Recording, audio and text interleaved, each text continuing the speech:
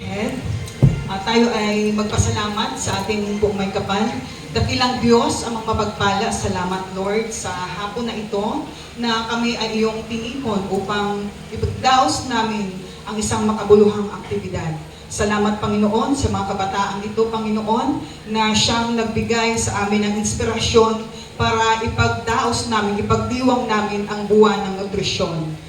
Kaya Panginoon, pinapasalamatan ka namin, pinabalik namin sa iyo ang aming papuri, ang aming pagsamba. In Jesus' name, lahat ay magsabing Amen. Amen. Okay, palakpakan natin ang ating mga sarili at maaari na pong magsuot ang lahat. Okay? Okay, so, excited na ba ang lahat? Excited na ba ang mga candidate natin? Nalalapit na ang pagtatapos ng buwan ng nutrisyon. 3 araw na lang.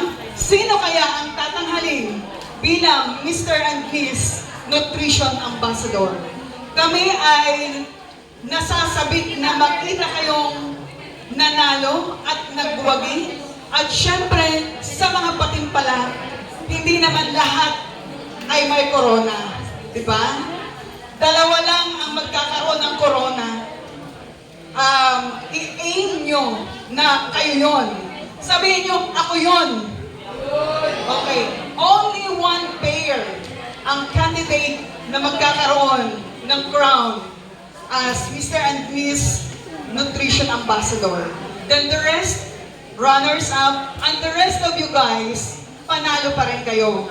Dahil mula sa libo-libong estudyante ng Holy Spirit National High School, kayo ang malakas ang loob na sumali sa ganitong patimpala.